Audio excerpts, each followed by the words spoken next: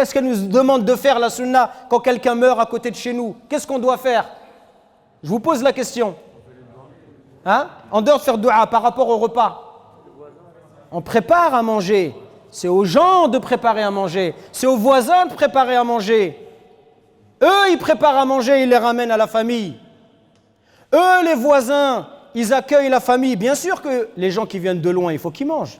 Tu as des gens, tu es à Paris, ils viennent de Lyon, ils ont fait 400 km, ils ne vont pas rester 5 minutes. Bien sûr qu'il faut les accueillir. Bien sûr que ces gens-là, ils vont manger. Mais c'est aux voisins de s'occuper d'eux. C'est aux voisins de leur dire, laisse-les, viens, tu vas dormir dans mon salon, venez, les femmes dormaient là, les hommes dormaient là, on va s'occuper de vous. C'est aux voisins de montrer la solidarité, la fraternité. C'est aux voisins de se mobiliser. Il y a combien de voisins musulmans autour de chez nous? Il y a des dizaines de familles. C'est aux voisins de venir et dire, on est là, vous restez dans votre peine. Et si on va visiter les gens qui sont proches, ça te fait plaisir. J'ai vu des gens qui sont venus en France en même temps que mon père. Voir ces gens-là, ça me fait plaisir. C'est des gens, on les connaît, je connais depuis que je suis tout petit. Mais quelqu'un que je connais de vue, c'est gentil de sa part de faire des doigts de venir. Mais tu viens et tu t'éclipses. Mais que tu viennes le vendredi, le samedi, le dimanche, tu viens tous les jours et tu fais le thé. Et on est là et tu me forces à parler avec toi de la pluie et du beau temps. Mais tu n'as pas de miséricorde, mon frère. Tu vois pas que ce n'est pas le moment. Moi, j'ai envie de te parler de la pluie et du beau temps. J'ai envie de parler de football alors que ma mère, elle est décédée. Ce n'est pas le moment, mon frère. C'est le moment que tu me laisses tranquille. Je le dis volontairement de manière crue pour vous, parce que pour moi, c'est passé. Qu'Allah il vous récompense, subhanahu wa ta'ala, pour votre patience, votre écoute. Et on demande à Allah que toutes ces paroles soient profitables et bénéfiques. Pour terminer rapidement, je voulais parler d'un point précis, puisque l'objectif de ce séminaire, c'est de nous exhorter, de nous rappeler ce que l'on doit faire et peut-être des choses qu'on ignorait, de développer notre spiritualité, de nous aider à patienter face à la perte d'un proche, parce qu'on est jeune, mais il arrive un moment où peut-être que vous n'avez jamais connu de mort autour de vous. Moi, c'était mon cas, jusqu'à ce que mon père décède, il y a fait presque 9 ans maintenant. Avant son décès, rahmatullah alayhi, j'avais connu, pour ainsi dire, personne mort à côté de moi, aucun proche. Donc, je n'étais pas habitué. Et souvent, j'en parlais dans les conférences, mais quand on vit quelque chose, ce n'est pas la même chose que d'en parler. Et donc, il faut vous préparer parce que ça va vous aussi vous arriver, très certainement. Et donc, il y a des choses aussi pratiques. Et ce séminaire, il nous aide aussi à nous corriger. Et quand il y a des condoléances, eh ben, en général, on suit un peu, on est débordé, enfin, on ne sait pas ce qui se passe. Vous apprenez le décès d'un proche, et donc, en général, les condoléances vont se dérouler, pas forcément comme la religion le prévoit, mais en tout cas comme nos coutumes l'exigent. Et donc, c'est important de faire ce travail de distinguer ce qui relève de la loi religieuse et ce qui relève de la coutume, de la culture. Parce que parfois, on peut se rendre compte que des fois, la culture, en apparence, elle peut être similaire à ce que la religion nous demande, mais dans la réalité, elle a l'effet inverse. La religion, elle institue des règles pour aider la famille du défunt, pour soutenir la famille du défunt, pour leur faire le rappel. Et nos coutumes, parfois, elles font le contraire. Nos coutumes, elles attristent, elles rajoutent de la peine, elles rajoutent du poids. Et donc, je voulais précisément parler des condoléances et en particulier de la manière dont cela peut se dérouler et en particulier le fait de se regrouper chez les gens pour faire les condoléances. Alors, sans vous faire un cours de fiqh qui va être long et compliqué, là n'est pas l'objectif, je vais essayer d'être très synthétique, d'être concis et d'expliquer. Donc, peut-être que vous ne savez pas, mais il y a 2 avis sur la question. Un premier avis qui considère qu'on n'a pas le droit de se regrouper chez les gens pour transmettre ses condoléances. Et il s'appuie notamment sur la parole de Jarir ibn Abdillah, un sahabi qui disait « Kunna na'uddu aw nara al-ijtima'a ila ahli al-bayt wa san'at at-ta'ami ba'da dafnihi min an-niyaha » Il dit on considérait que le fait de se rassembler chez la famille d'un mort et de manger chez eux constitue une manière de se lamenter. Et tout à l'heure, on a vu que les lamentations étaient interdites. Donc ça, c'est leur premier argument. C'est un avis qui est surtout repris chez les Chafirites, une partie des Hanbalites et également une partie des Malikites. Le deuxième argument, c'est de dire que le prophète, les compagnons ne l'ont pas fait, donc il ne faut pas le faire. Ça, c'est le premier avis. Vous allez voir que le deuxième avis, il est plus fort et il a plus d'arguments Et il est plus contextualisé. Le deuxième avis, il dit on a le droit de se rassembler chez les gens pour transmettre les condoléances à partir du moment où il n'y a pas d'acte blâmable. C'est l'avis d'une partie des Hanbalites, notamment de l'imam Ahmed, c'est une des riwayas, de Ibn Taymiyyah, des Hanafites, une partie des Malikites aussi avec Ibn Abd al-Barr, etc. Chez les contemporains, on a par exemple Cheikh Ibn Baz qui défend cet avis-là. Leur argument numéro 1, le premier argument, c'est un hadith de Aïcha radiallahu anha qui disait que quand une femme, quand l'un des membres de sa famille décédait, des femmes, elles se regroupaient, puis se dispersaient en laissant seuls les intimes du défunt. Et c'est à ce moment-là que Aïcha elle donnait l'ordre de préparer un repas spécial, une espèce de bouillie mélangée avec du tharid, une bouillie à base de farine, de son et parfois on y ajoutait du miel. Et elle disait au reste du groupe, mangez, car j'ai entendu le prophète sallallahu alayhi wa sallam, la bouillie fortifie le cœur du malade et dissipe la tristesse. Et c'est rapporté par Al-Bukhari et Muslim. Le deuxième argument, c'est qu'à l'époque de Omar ibn Khattab, quand Khalid ibn al-Walid il est décédé, il y a des femmes qui se sont réunies, qui se sont mis à pleurer. Et certains ils sont venus voir Omar ibn Khattab et ils lui ont dit, va voir ces femmes-là et demande-leur de se disperser. Et il leur a dit, laissez-les verser leurs larmes pour Abu Sulaiman, c'est le surnom de Khalid ibn al-Walid, pourvu qu'elles ne s'enroulent pas dans la poussière, donc elles ne se roulent pas par terre.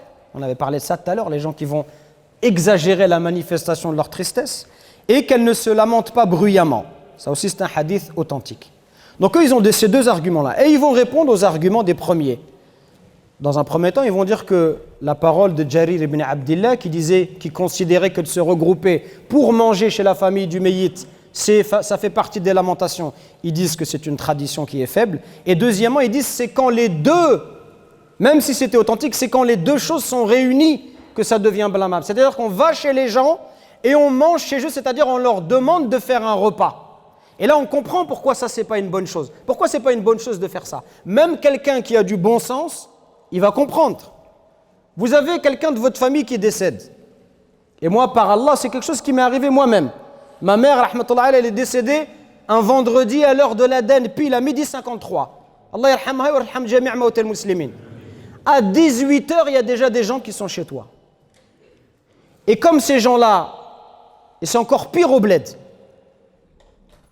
à 18h, il y a des gens, donc tu te retrouves à aller à Franprix et acheter de l'oasis, acheter de la menthe, acheter de la nourriture parce qu'il faut faire à manger. Est-ce que vous pensez que quelqu'un qui perd sa mère, qu'à 18h, il a envie d'aller faire les courses pour nourrir des gens? Par Allah, mes frères. Il y a des gens qui vont regarder qui ne sont pas pratiquants. Il y a beaucoup de gens qui regardent les vidéos qui ne sont pas pratiquants, même qui ne sont pas musulmans.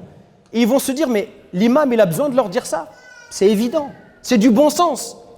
Ça veut dire que des fois, notre culture, elle nous fait faire des actions que même le bon sens, normalement, quelqu'un normalement constitué va se dire, mais qu'est-ce que je vais aller rester là-bas pendant 2 heures, 3 heures? Et je ne vous parle pas des gens, en particulier des femmes, qui viennent à midi et qui partent à 21h.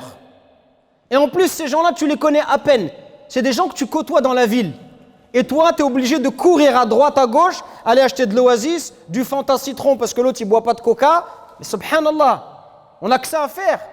Quand ta mère, elle est décédée de ton père, certains ils disent la femme, elle a perdu son mari. Elle est encore en train de pleurer, ses larmes, elles tombent sur la farine, elle est en train de préparer le pain pour les gens. Subhanallah.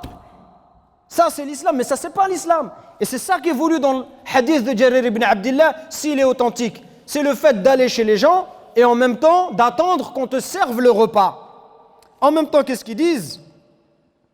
Donc, c'est ce qu'explique l'imam Shawkani. Il dit ça pèse sur la famille.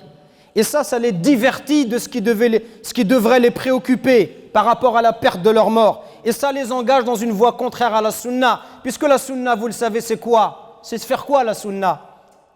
Qu'est-ce qu'elle nous demande de faire la sunna quand quelqu'un meurt à côté de chez nous? Qu'est-ce qu'on doit faire? Je vous pose la question. Hein? En dehors de faire dua par rapport au repas. On prépare à manger. C'est aux gens de préparer à manger. C'est aux voisins de préparer à manger. Eux, ils préparent à manger, ils les ramènent à la famille. Eux, les voisins, ils accueillent la famille. Bien sûr que les gens qui viennent de loin, il faut qu'ils mangent. Tu as des gens, tu es à Paris, ils viennent de Lyon, ils ont fait 400 km, ils ne vont pas rester 5 minutes. Bien sûr qu'il faut les accueillir. Bien sûr que ces gens-là, ils vont manger.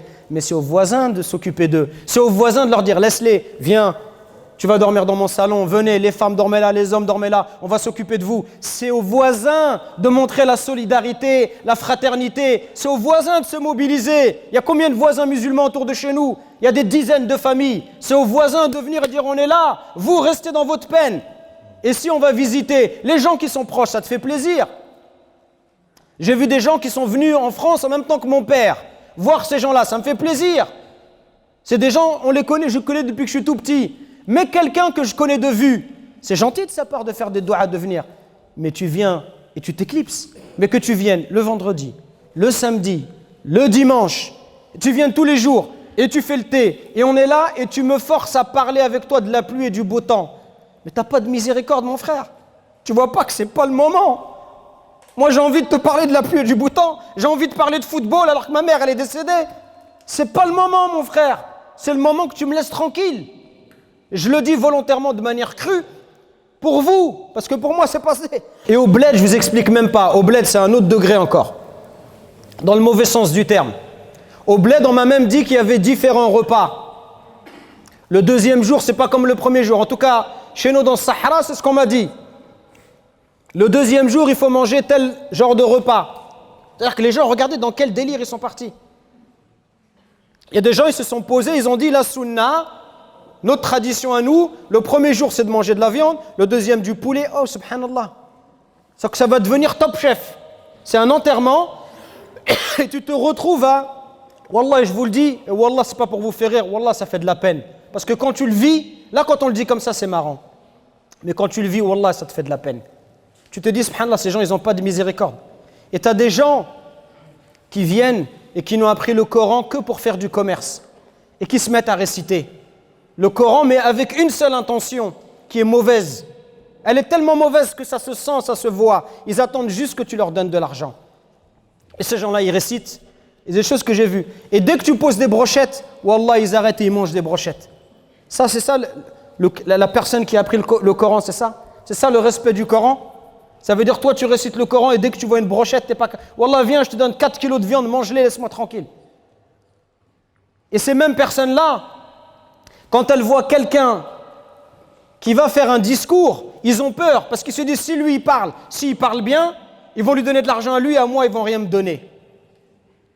Ça, ce sont des innovations blâmables de faire ça.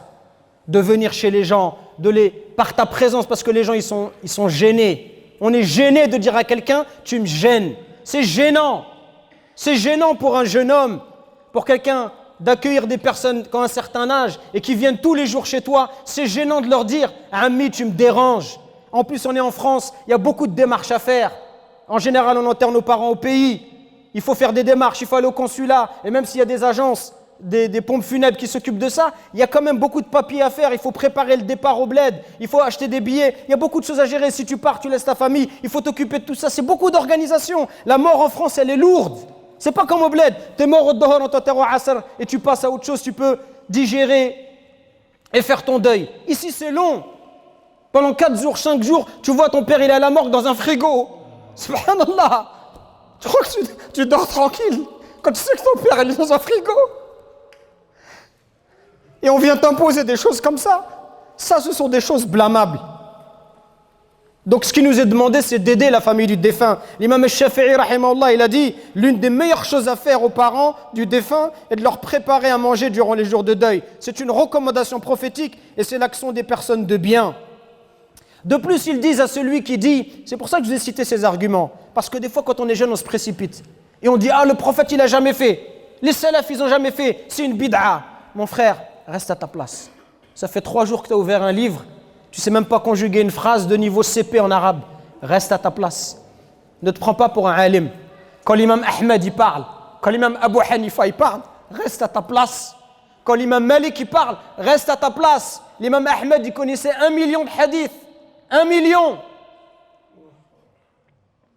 Quand on lui a demandé est-ce que quelqu'un qui connaît 100 000 hadiths, il peut faire des fatwas, il a dit non.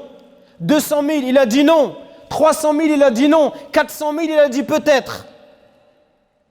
Et toi, tu viens et t'oses parler sur les savants comme ça, sans rien dire. Non, ça c'est une bid'a. Reste à ta place.